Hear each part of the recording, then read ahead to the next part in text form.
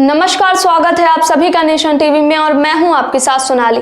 मध्य प्रदेश की राजनीति में विंध्य का इलाका हमेशा से अपनी तीखी सियासत अदावत के लिए जाना जाता है, लेकिन इस बार टकराव विपक्षी दलों के बीच नहीं बल्कि सत्ताधारी दल के यानी भाजपा के ही दो विधायकों के बीच खुलकर सामने आ गया है। मनगमा विधायक इंजीनियर नरेंद्र प्रजापति द्वारा विधानसभा में गगेव स्थित श्रीयुत कॉलेज की भूमि और भवन को लेकर पूछे गए तीखे सवालों ने जिले से लेकर भोपाल तक सियासी पारा गरमा दिया है। श्रीयुत कॉलेज की नींव विधानसभा के पूर्व अध्यक्ष स्वर्गीय श्रीनिवास तिवारी ने रखी थी। आज उनके पोते और त्योंथर से भाजपा विधायक सिद्धार्थ तिवारी इस संस्थान का संचालन कर रहे हैं। गौरतलब है कि सिद्धार्थ तिवारी ने विधानसभा चुनाव से ठीक पहले कांग्रेस छोड़ भाजपा का दामन थामा था। अब अपनी ही पार्टी के विधायक नरेंद्र प्रजापति द्वारा उनकी संस्था को विधानसभा के पटल पर घेरना भाजपा के भीतर पुराने बनाम नए कार्यकर्ताओं के बीच मतभेद की ओर इशारा कर रहा है।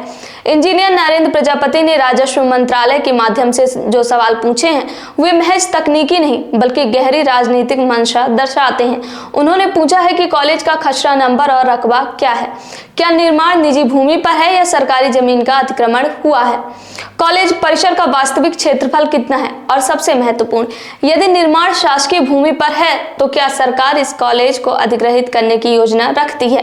यह पहली बार नहीं है जब श्रीयुत कॉलेज जांच के दायरे में आया हो। कांग्रेस के शासनकाल में भी इस पर उंगलियां उठी थी, लेकिन तब क्लीन चिट मिल गई थी। अब भाजपा विधायक द्वारा अपनी ही पार्टी के दूसरे विधायक की घेराबंदी करना यह संकेत देता है कि रीवा की राजनीति में वर्चस्व की नई जंग छिड़ चुकी है। राजनीतिक विश्लेषकों का मानना है कि यह केवल भूमि का विवाद नहीं है बल्कि यह विंध्य में ब्राह्मण और दलित नेतृत्व के बीच के समीकरणों या फिर पार्टी के भीतर सिद्धार्थ तिवारी के बढ़ते कद को संतुलित करने की एक कोशिश हो सकती है।